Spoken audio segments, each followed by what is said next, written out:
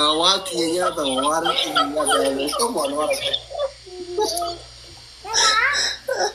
Oke, dogoggorri guddaan ati miidiyaa irratti hojjettee osoo hojjechuu baaddeettee itti isheen hojjetu ni qabda. Ani waan godhati takkaa seenee Okay, okay. Okay, gaaffiin itti aantu Dr. Rasliin Quraanaa qaraatee ni beektaa fi yoo qaraate hangam qaraate? Tikko makare aguma tikko makare aguma mani kara kare Okay, qaraatee jirtu. Okay. Yeroo hedduu umuseenaa maal jettee yaamtu jechoonni ati itti yaamtu yookiin umuseenaan alatti jechi yeroo hedduu jettee ni yaamtu maali? ada seenaati Umuseenaan ala mbaan haadha seenaatiin ala. ada seenaati ka umuseenaa alatti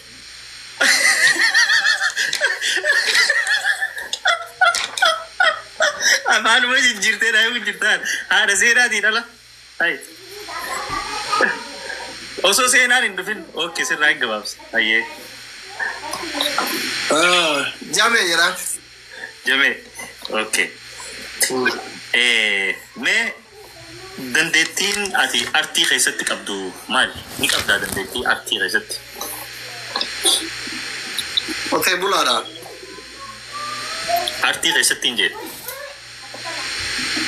artistii miti ka arab deemaa isaanii gurgura gaafa Diraamaa dalaguun turee naan jette barreeffamta. Dalageetiin turee naan jette. Artii keessaa diraamaan. diraamaan sun barka artistoota gurguddaa sanii tabakkanumaan sagalee warwaraaban kana Egaa Suuraa yoo taate jalqaba tiyaatirri eegalamaani. Artiin jalqaba bar tiyaatirri mana barumsatti eegalamee tiyaatira irra daleedee akkasitti ol guddachaa deemaa bar.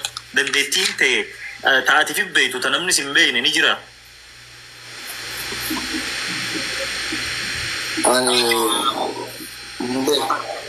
ani waan fakkeessuu hin dandaya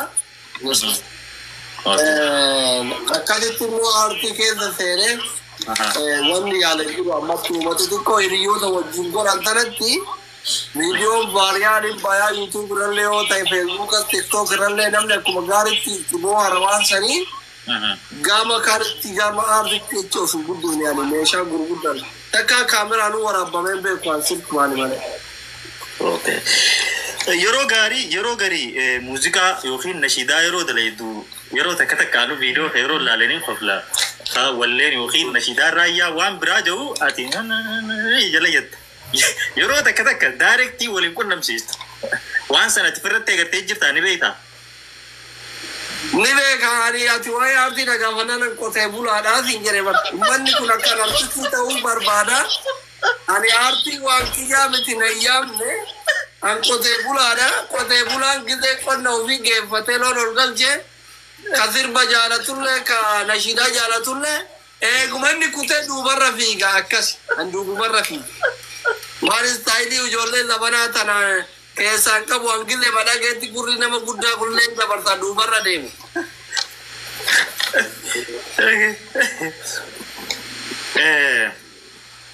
Gaafiin Joowar wajjin walli qunnamtaa Joowar wajjin hariiroo bareedaa ni qabda. Yeroo hedduu Joowar gadhiiftaa Joowar bakka guddaa akka qabduuf ni agarra. Hariiroo waliin ni qabda Joowar waliin. Joowar dabalatee aktivistoota Oromoo namootaan gurguddaa wajjin hariiroo ni qabda. Nama sabaaf dalagu nama dhugaratti cicha tokko jaalachuu gadhiisuu dinqisiifachuu akka parsanaalii wal qunnamuus hin barbaachisu jedhee amana. Ati yaalle jechuun wal qunnamuuf wal hin qunnamne akka piraayiveetitti akka dhuunfatti akka namni tokko Joowarii wajjin wal arkutti inboksiinis ta'uu bilbilaanis ta'u waliin agartuuni. Ani inboksii nama barreessuu ni saalfadha keessattuu warra gurguddaa sheekota aktivistoota hayyoota waan akkasii kana akka dubbisee beeku jireenya keessatti. Yoo namni na dubbisee mana nama dubbisu ni qaanfadha. Wow. Kanuma isaaniin waliin dubbisnee garuu oguu isaan dhugarra dhaabbatan bira dhaabbattee jechuudha. Hojii isaanii ilaaltee bira dhaabbatte bar bira dhaabbachuuf keessan dubbisuus hin barbaachisu. Wow. Waan ajaa'iba. Gaafiin tun asaantirraa dhufte sooshaal miidiyaa malee ogummaan biraa taati qabdu maalii sin jettee isaantiin talammadaa ittiin deebi'aa jalqaba irratti sooshaal miidiyaan ala dandeettii danda'e ogummaan danda'e maalii sin jette. Lafa qotuudhaa jedhin. Lafa qotuu fi qotuu qofa. Lafa qotuudha jedhin. Ayyee lafa qotuudhaa su'as jala jirti. Talammadaa waan uummanni kee giiftiilee adda addaa waan adda addaa siif kennurraa uummata kan kee ati yoo hangam maaliin bira irraa dhaabbattee waan uummanni giiftii fi waan adda addaatiin si bira dhaabbatan irraa isin jettu gaafii lammadaa. Akkam. Amma geema yeroo taphattuu giiftiilee waan hedduu bu'aa irraa argatta. Bu'aa sanirraa nama rakkates haa ta'u akka sabatti yeroo akka naannootti haa ta'u wanni irraa arjoomte yookiin irraa kanniteef ni qabdaa sin jettu. Waan nama goote ol baastee himuun ta'u qaba. Garuu asirratti tagoote hedduu qabda. Osoo laayivii teessuu nama waa bitteef silkii maallaqa erkiteef asirratti agarru dila agarree jechuudha nutu. Nama dhuunfaa qaba parsanaalii. Anamma amalli kiyya kan beekta abdee.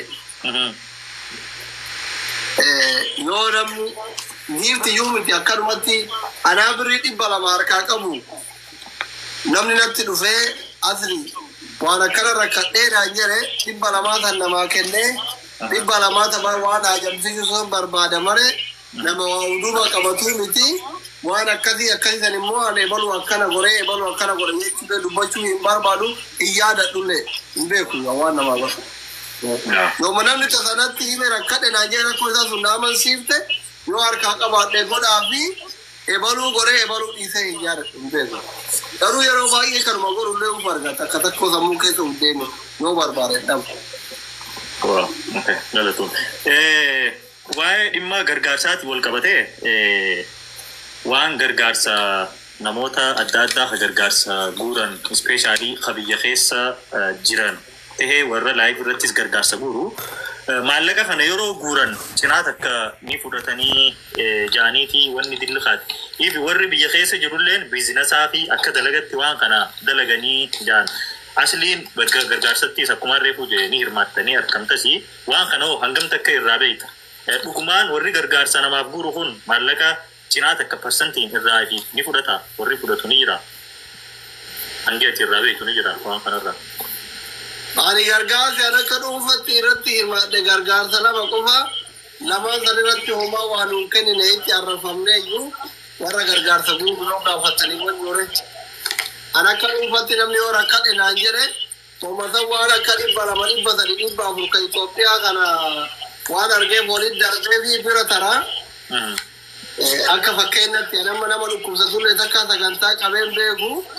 Yoo tasanatti usaillee waan akka sagantaa isaa irratti laaffisee naa laaffisuu yommuu ta'an guura fi isa sagantaa qabaniitiin gargaarsa guuran gargaarsa uummata keenya ka shirkaatii fi ka uummata Harargee ture.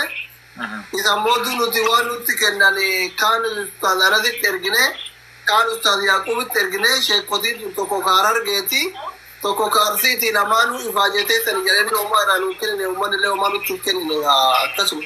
No one akkasii jiraatan kan naasaa lamaanuma kana gargaartan duure.